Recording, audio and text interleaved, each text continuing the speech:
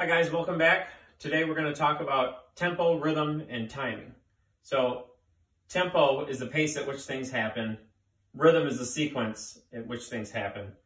And timing is what ties those two together. So what is that? What is tempo and how do you find it? So the best way I can describe it, first thing you want to do is find it with your putting stroke. You're trying to find a rhythm that works for you.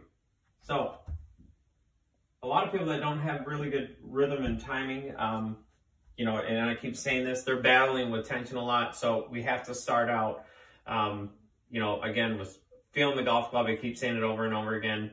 Loose arms, shoulder joints, hip joints, not so much in putting, but I should be able to feel, again, if I can feel this weight and I just kind of get it moving and I can feel what it's like to direct the momentum of the putter head.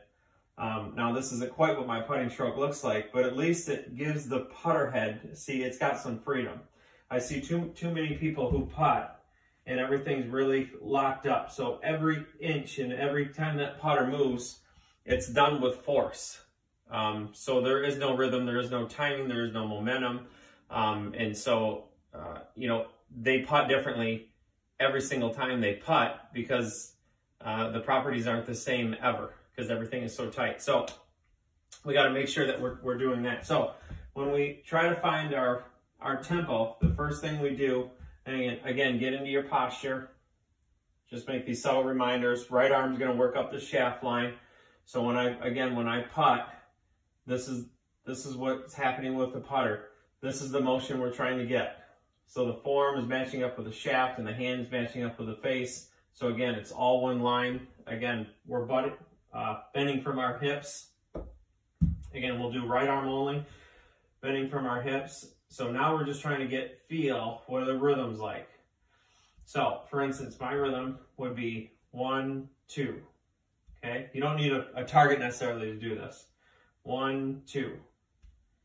Take back, impact. So I'm really feeling like the putter head moves back. 1, 2. Okay, do it again. Okay, 1, 2. Okay, do it again, both hands. Okay, good. Get set up. Okay, 1, 2, so it's take back, impact. So you can see there's, for me, and I can feel it, that there's a little less force on the way down of the putting stroke. Okay, and how does that help my rhythm? And it will feel like that, with a correct golf swing as well. So what happens? So when I get this putter in motion, so let's say this is the golf ball. When I get this putter in motion and I swing it back, you can see there's a little bit of an angle that we'll talk about here in a second. There's a little bit here an angle, and it's like a pendulum. So when I swing it back here and just let the putter head go, see, it will come right into my hand.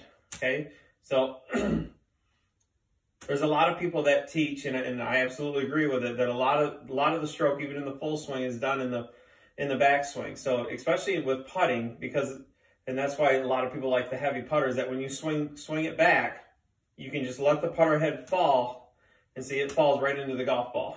So a lot of people teach swing it back and then let the putter just do the rest. That's why the forward stroke's a little shorter than the backstroke. Now, to help me with that, the guys at Wildcat Golf Academy at Northwestern, Sam McKinney and Pat Goss, have created the putting board. So it gives you an idea of what I'm talking about here. So people that struggle with the putter going back into the ball or having trouble building tempo and working with gravity, working with the weight of the club, see, when they swing back, they think that they're keeping the face very square and dragging the handle back. So it doesn't match these lines. So these lines, this is square, square, and square on the backstroke and forward stroke. So if I'm dragging this back, it's actually opening the face because we're not square to the arc.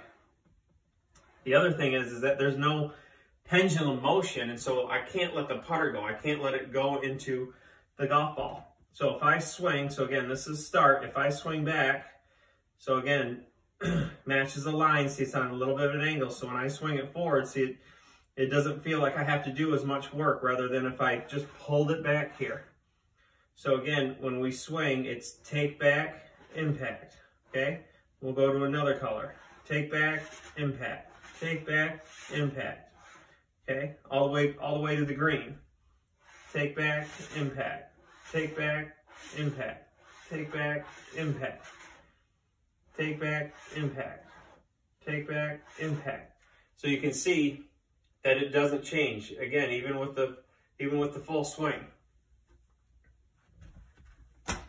So what I want you to work on today is, again, making sure that you get into your posture, your hips set back. That gets us over our golf ball. Lining up our forearm. Again, never want to feel like your forearm's over here. Never want to feel like we get into impact that way. I see a lot of amateurs doing that. If anything, again, tuck your elbow, and you can feel like you can check the shaft up here. Get your hips bent back down. Okay, so now we just go take back, impact. Okay, and work with that. We'll go downstairs and hit some golf balls so you can see that the rhythm is the same and the tempo is the same. And the timing is which holds those things together. So again, we're trying to do that through feeling the golf club, the head of the club, the shaft, loose shoulder joints, feeling like your arm and grip pressure, they stay consistent.